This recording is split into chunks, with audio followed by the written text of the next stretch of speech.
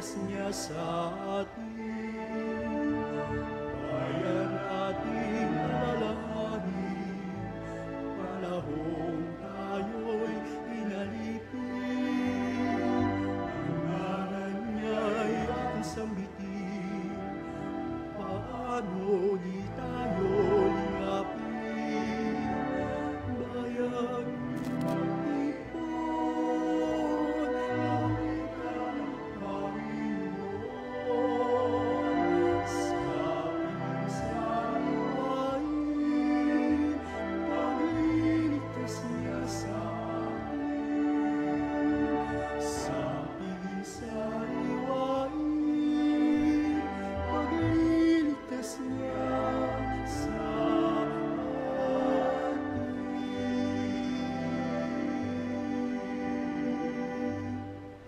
Sa ngalan ng Ama at ng Anak at ng Espiritu Santo. Amen. Ang pagpapala ng ating Panginoong Hesukristo, ang pag-ibig ng Diyos Ama, at ang pakikipagkaisa ng Espiritu Santo naway sumainyong lahat. At sumaiyo rin. Mga kapatid, tinipon tayo bilang mga kaanib ng angkan ng Diyos, kaya dumulog tayo sa maawaing Panginoong nagpapatawad ng lubos. Sinugong tagapagpagaling sa mga nagsisisi, Panginoon, kaawaan mo kami. Panginoon, kaawaan mo kami. Dumating na tagapag-anyayang mga makasalanay magsisi, Kristo, kaawaan mo kami. Kristo, kaawaan mo kami. Nakaluklok ka sa kanan ng Diyos Ama para ipamagitan kami. Panginoon, kaawaan mo kami. Panginoon, kaawaan mo kami. Kaawaan tayo ng makapangyarihang Diyos, patawarin tayo sa ating mga kasalanan at patnubayan tayo sa buhay na walang hanggan. Amen. Manalangin tayo. Ama naming makapangyarihan, pinuspos mo ng mga mabubuting katangian bilang sugong alagad para sa kapakanan ng mga dukha at paghubog sa kaparian. Ipagkaloob mo kaming pinag-aalab ng gayunding layunin ay magmahal sa kanyang minahal at makapamuhay ayon sa kanyang ipinangaral. Sa pamamagitan ni Hesukristo, kasama ng Espiritu Santo, magpasawalang hanggan. Amen. Umupo po lahat.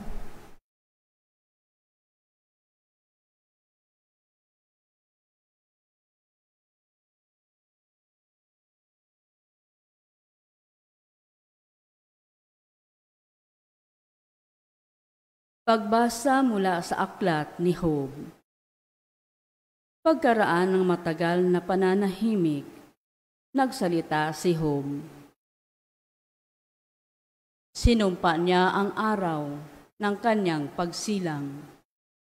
Ito ang kanyang sinabi, hindi na sana ako ipinanganak at sana'y hindi ipinaglihi. Bakit di pa ako namatay? Tatyan ng aking ina. O kaya, noong ako ay isilang niya. Bakit kaya ako ay pinaghili pa, inaruga, inalagaan, binuhay sa dibdib niya? Kung namatay ako noon, ako sana'y tahimik na, mahimbing na natutulog, wala nang iniisip pa. Katulad ng mga hari at tagapamahalang pumanaw na nagtayo ng mga palasyo ng kanilang kapanahunan. Sana tahimik na ako tulad ng mga pinunong nakapag-imbak ng ginto at nakatipon ng maraming pilak. O tulad ng mga sanggol na patay ng ipinanganak. Yamang sa libingan, wala nang gumagawa ng kasamaan, at ang mga taong pagal ay nagpapahingalay. Bakit pa isinilang kung magdurusa rin lang? At bakit pa binuhay kung daranas ng kahirapan? Kamatay ay hinahanap, ngunit hindi masumpungan. Hinuhukay, dinudulang, parang isang kayamanan. Sa kanila'y ubod tamis nitong kamatayan. Bakit pa isinilang ang tao kung wala rin lamang kaginhawaan? Bagkus, hirap, kabi-kabila ang nararanasan. Ang salita ng Diyos. Salamat sa Diyos. Saan mong tugunan ang ating pong itutugon? Panginoon, ako'y dinggin sa pagsamukot dalangin. Ulitin po natin. Panginoon, ako'y dinggin sa pagsamukot dalangin. Panginoong Diyos, tumatawag ako sa iyo kung araw. Pagsapit ng gabi, dumudulog ako sa iyong harapan. Ako ay dinggin mo, pagdalangin ko, ako ay pakinggan. Sa aking pagdaing, ako ay tulungan. Panginoon, ako'y dinggin sa pagsamukot dalangin. Ang kaluluwa ko ay nababahalat lipos ng hilahil. Dahilan sa hirap, wari malapit na, ako ay malibing. Kabilang na ako, niyong malapit ng tahukay ilagak. Ang aking katulad ay ang mahina na't ubos na ang lakas. Panginoon, ako'y dinggin sa pagsamukot dalangin. Ang katulad ko pa ay ang iniwanan sa gitna ng patay. Animoy nasawi na nanahimik sa kanyang libingan. Tulad na rin ako niyong mga tao na iyong nilimot. Parang mga tao na sa iyong tulong ay hindi maabot. Panginoon, ako'y dinggin sa pagsamukot dalangin. Dinala mo ako sa may kadilimang hukay na malalim. Ang hukay na yaon ay isang libingang naubod ng dilim. Ikaw ay nagalit at ang bigat nito'y sa akin nabunton. Ang aking katulad ay ang tinabunan ng malaking alon. Panginoon, ako'y dinggin sa pagsamukot dalangin. Tumayo po ang lahat.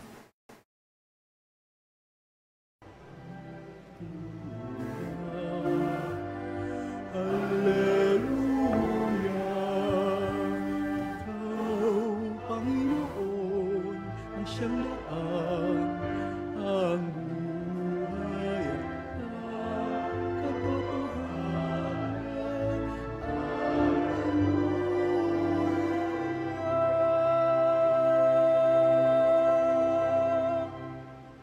Sa inyo ang Panginoon. At sumaiyo rin. Ang mabuting balita ng Panginoon ayon kay San Lucas. Papuri sa iyo, Panginoon. Nang nalalapit na ang panahong iaakyat si Jesus sa langit, ipinasya niyang pumunta sa Jerusalem. Sinugo niya ang ilan upang mauna sa kanya. Umayo sila at pumasok sa isang nayon sa Samaria upang ipaghanda siya ng matutuluyan. Ngunit ayaw siyang tanggapin ng mga Samaritano, sapagkat siya'y patungo sa Jerusalem. Nang makita ito ni Santiago at Juan, ay kanilang sinabi, Panginoon, payag ba kayong magpababa kami ng apoy mula sa langit upang pugnawin sila? Ngunit bumaling siya at pinagsabihan sila, Hindi ninyo alam kung anong uri ng espiritu ang sumasa inyo. Sabi niya, sapagkat naparito ang anak ng tao, hindi upang ipahamak ang mga tao, kundi upang iligtas sila. At nagtungo sila sa ibang nayon. Ang mabuting balita ng Panginoon. Pinupuri ka namin, Panginoong Hesukristo. Isang mapagpalang araw po sa inyong lahat. At nawa po, lalo tigit ang mga nasalanta ng bagyong maging maayos ang kalagayan at maging yung kanilang damdamin, yung kanilang emosyon ay mapahupa ng presensya ng Panginoon sa pamamagitan ng pag-aalay natin ng panalangin dito sa banal na misa. Lalo na yung mga nawalan ng bahay, nawalan ng kabuhayan, nawalan ng mahal sa buhay dahil sa bagyo. Ganun pa man ay Nagpapatuloy sa atin pong ibanghelyo ang mensahe na dapat natin pong matutunan. Mismong si Kristo po ay nakaranas ng rejection, nakaranas po ng hindi pagtanggap. Dahil sabi nga dito, dahil nalaman nila na si Kristo ay papasok ng Jerusalem at yung mga Samaritano o mga taga Samaria ay ayaw siyang patuluyin. So, bahagi nun ay, kumbaga, rejection, discrimination, o kung ano paman. Pero hindi naman nagalit si Jesus. Ang nagalit ay yung mga alagad niya. Kaya nga, gustong paulanan ng apoy. Malinaw kay Jesus na naparito siya hindi para mapahamak ang tao, kundi upang sila ay maligtas. Malinaw din naman sa kanya na ang kanyang misyon ay magpahayag ng mabuting balita. Mabuti. So, ang isang tao, kailangan din natin maintindihan, no? May gawin kang mabuti, may gawin kang masama, mayroong hindi tatanggap sa iyo. Ang tanong lang, ano ang nagiging reaksyon natin? Paano tayo, kumbaga, tumutugon doon? Pag ayaw, makikipaglaban ka. Pag ayaw, makikipag-away ka. Kay Kristo, huwag mo na pag-aksayahan. Kung ayaw, edi wag. Punta ako sa iba. Doon ako sa tatanggap. Doon ako sa mas mapapakinabangan ang mabuting balita.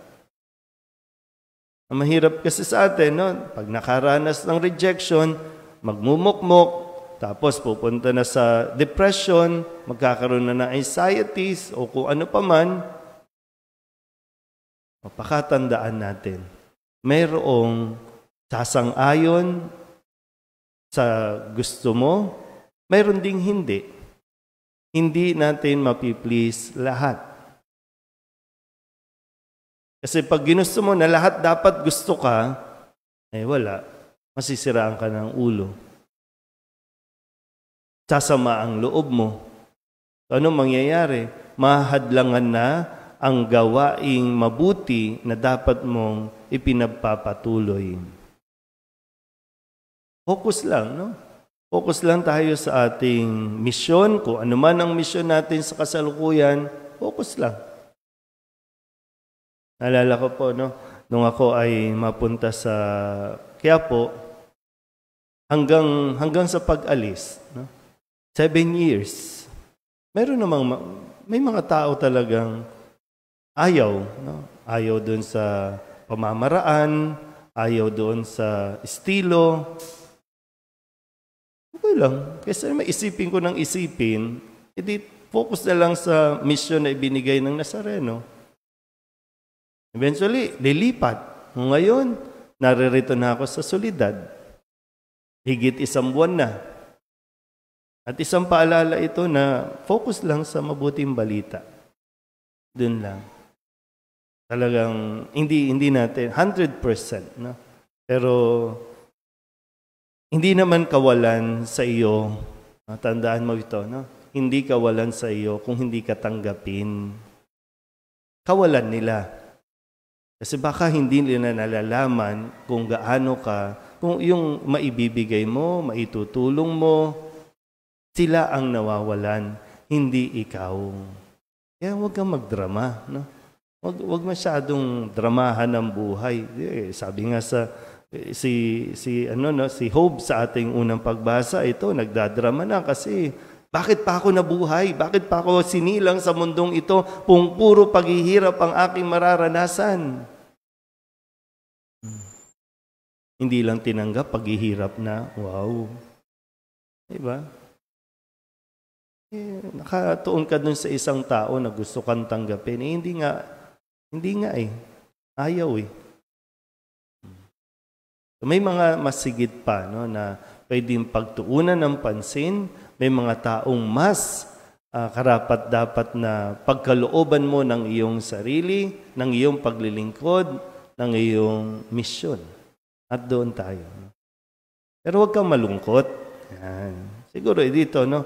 Huwag kang malungkot, huwag kang magalit. Huwag mong ipagdasal na mapahamak sila. Hindi yan ang gusto ni Jesus. Kaya sabi nga, di ba? Panginoon, paulanan natin.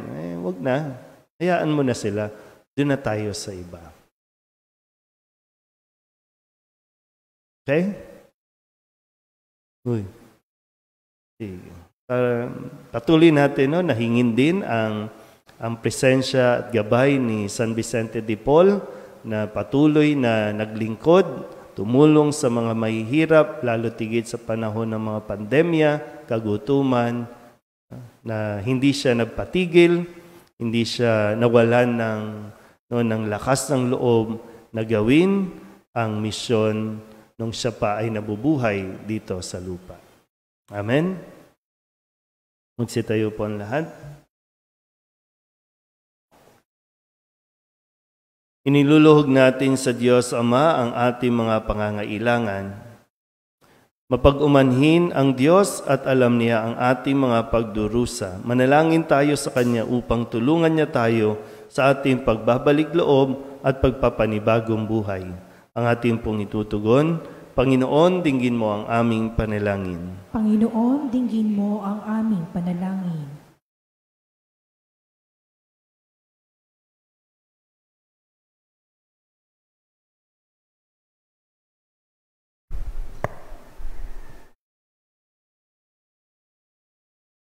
Ang Kristiyanong sumampalataya, naway pakinggan ang panawagan ng Diyos sa pananalig at pagsisisi.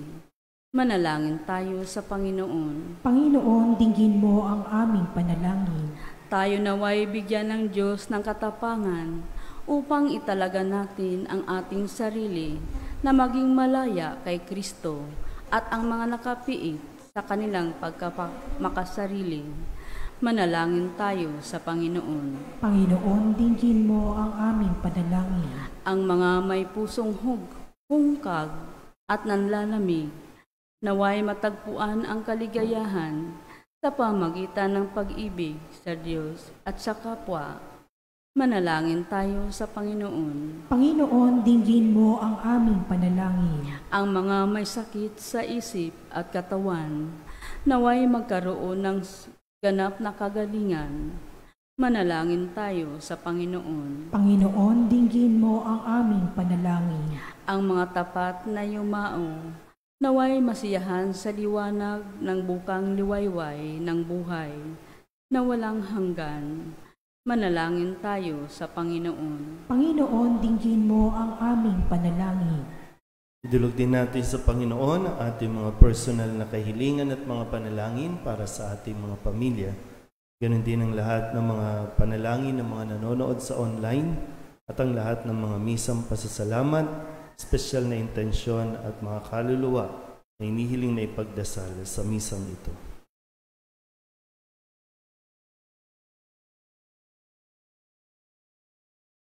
Ang lahat ng ito inihiling namin sa ngalan ni Kristo ang aming Panginoon. Amen. Umupo po ang lahat.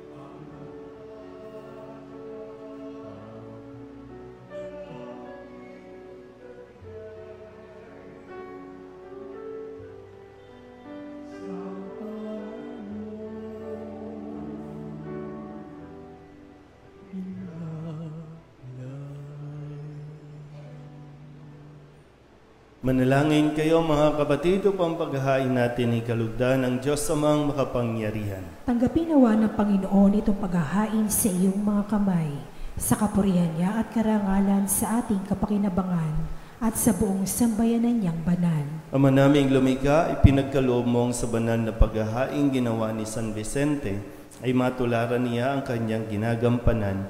Ipagkaloob mong pakundangan sa pagdiriwang na ito, kami makabagtas para humantong sa pagiging haing kalugod-lugod sa iyo. Sa pamamagitan ni Jesucristo kasama ng Espiritu Santo, magpasawalang hanggan. Amen. Sumainyo ang Panginoon. At sumaiyo rin. Itaas sa Diyos ang inyong puso at diwa. Itinaas na namin sa Panginoon. Pasalamatan natin ang Panginoong ating Diyos. Marapat na siya ay pasalamatan. Ama naming makapangyarihan, tunay nga marapat na ikaw ay aming pasalamatan sa pamamagitan ni Jesucristo na aming Panginoon pinararangalan sa pamumuhay niyang totoong uliran at pagiging maaasahan sa panunungkulan. Kaya't si Jesucristo na maaasahan sa katapatan ay inihahayag sa pangangasiwa sa sambayanan. Ang malasakit ng mga ulirang tagapangasiwa noon ay napapatuloy magpahanggang ngayon sa mga panalangin kanilang iniuukol. Kaysa ng sambayanan mong dito'y nagtitipon. Kaya kaysa ng mga anghel na nagsisiawit ng papuri sa iyo nang walang humpay sa kalangitan, kami nagbubunyi sa iyong kadakilaan.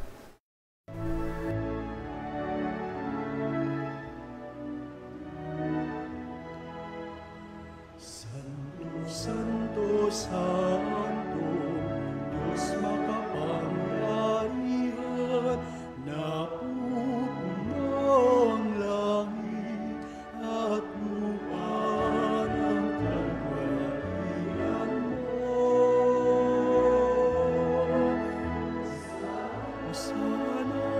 Sana sa kaitaasan, pinagpalang narito sa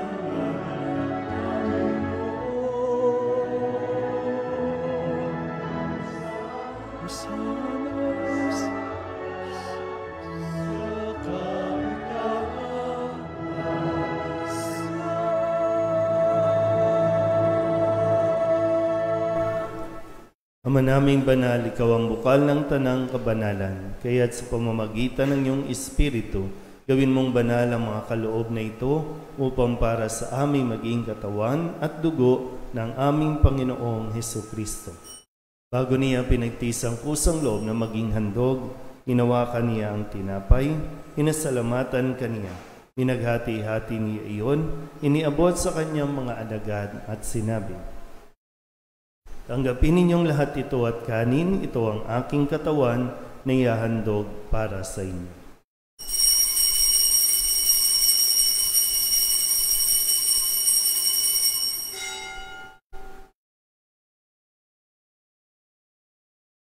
Gayun din naman nung matapos ang hapunan, hinawakan niya ang kalis, muli kaniyang pinasalamatan. Inabot niya ang kalis sa kanyang mga alagad at sinabi, "Tanggapin ninyong lahat ito at inumin. Ito ang kalis ng aking dugo ng bago at walang hanggang tipan. Ang aking dugo na ibubuhos para sa inyo at para sa lahat sa ikapagpapatawad ng mga kasalanan. Gawin ninyo ito sa pag-alaala sa akin."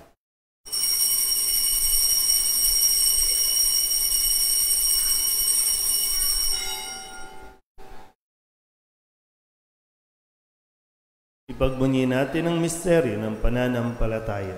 Si Kristo'y namatay, si Kristo'y nabuhay, si Kristo'y babalik sa wakas ng panahon. Ama, ginagawa namin ngayon ang pag-alaala sa pagkamatay at muling pagkabuhay ng iyong anak, kaya tiniaalay namin sa iyo ang tinapay na nagbibigay buhay at ang kalis na nagkakaloob ng kaligtasan. Kami napapasalamat dahil kami iyong minarapat na tumayo sa harap mo para maglingkod sa iyo. Isinasamo namin kami magsasalo-salo sa katawan at dugo ni Kristo ay mabuklod sa pagkakaisa sa pamamagitan ng Espiritu Santo. Ama, lingapin mo ang iyong simbahang laganap sa buong daigdig. Puspusin mo kami sa pag-ibig kay San Francisco na aming Papa at ni Jose na aming Obispo at ng Tanang Kaparian. Alalahanin mo rin ang mga kapatid naming nahimlay na may pag-asang sila'y muling mabubuhay, gayon din ang lahat ng mga pumanaw. Kawaan mo sila at patuloyin sa iyong kaliwanagan. Kawaan mo at pagindapating kaming lahat na makasalo sa iyong buhay na walang wakas. kaysa ng mahal na Birheng Maria na ina ng Diyos, ng kabiyak ng puso niyang si San Jose, kaysa ng mga apostol at ng lahat ng mga banal na namuhay dito sa daigdig ng kalugod-lugod sa iyo, may pagdiwang nawa namin ang papupuri sa ikararangal mo sa pamamagitan ng iyong anak na aming Panginoong Hesukristo. Sa pamamagitan ni Kristo, asama niya at sa Kanya, ang lahat ng parangal at papuri ay sa iyo, Diyos amang makapangyarihan, kasama ng Espiritu Santo, magpasawalang hanggan.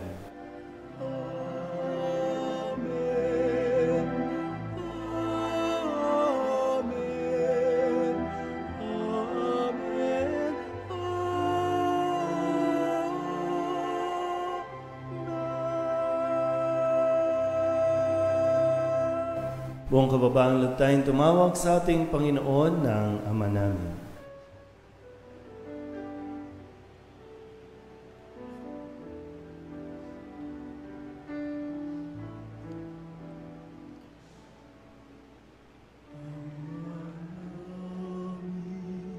Sumasalangit ka, sambahin ang ngalan mo.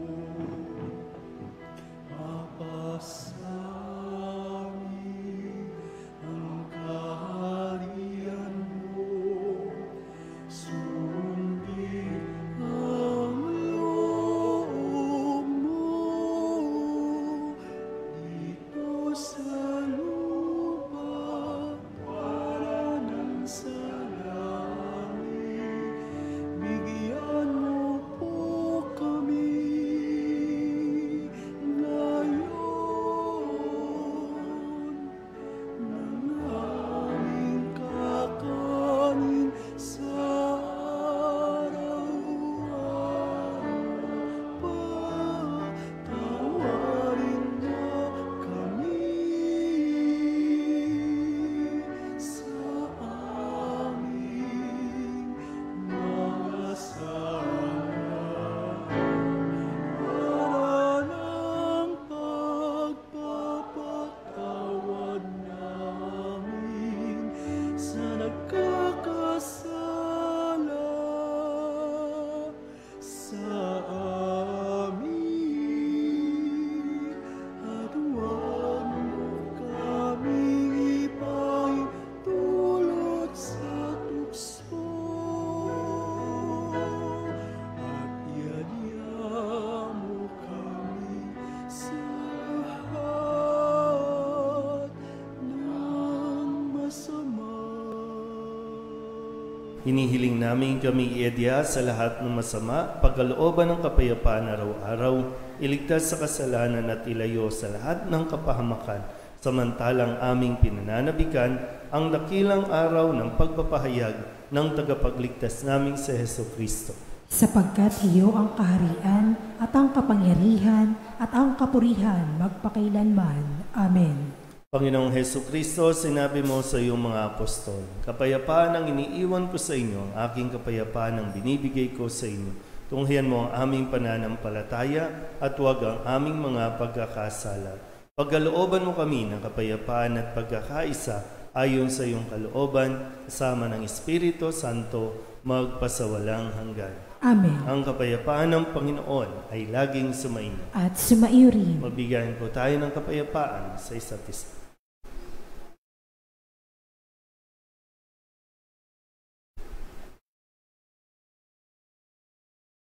Kordero ng Diyos na nag-aalis sa mga kasalanan ng sanlibutan, maawa ka sa amin. Kordero ng Diyos na nag-aalis sa mga kasalanan ng sanlibutan, maawa ka sa amin. Kordero ng Diyos na nag-aalis sa mga kasalanan ng sanlibutan, ipagkaloob sa amin ang kapayapaan. Lumuhod po ang lahat. Ito ang kordero ng Diyos. Ito ang nag-aalis ng kasalanan ng sanlibutan. Mapalad ang mga inaanyayahan sa kanyang piging. Panginoon, hindi ako karapat-dapat na magpatuloy sa iyo, ngunit sa isang salita mo lamang ay gagaling na ako. Katawan ni Kristo. Amen.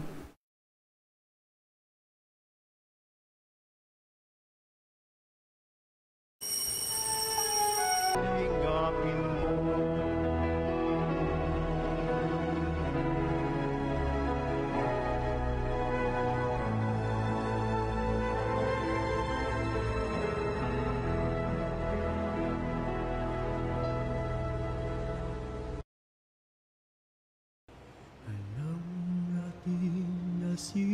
Jesus ay nariyan. Sa sagradong ostyang pinamamayan ng dugo at katawan na siyang pinuhunan sa pagtubos sa ating kasalanan. Nasa Kanya ang ating kaligtasan. Nasa Kanya ating katahimikan. Purihin siya habang tayo'y may buhay. Sambahin siya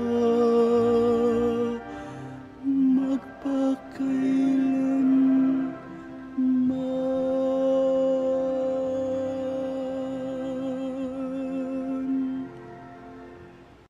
Manalangin tayo. Ama naming mapagmahal, kaming nagsalo sa banal na pakikinabang ay dumadalangin sa pagparis namin sa iyong anak na nangaral ng mabuting balita sa mga dukha.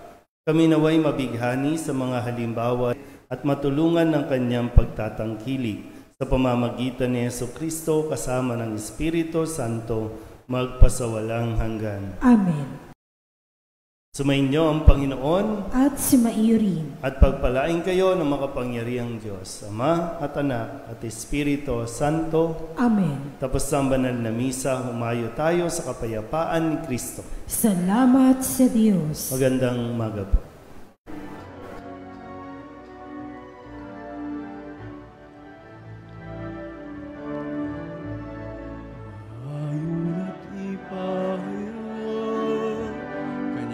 Pagkalingat habang sa buhay, pag-ibig at katarungan, tanda ng kanyang kaharian.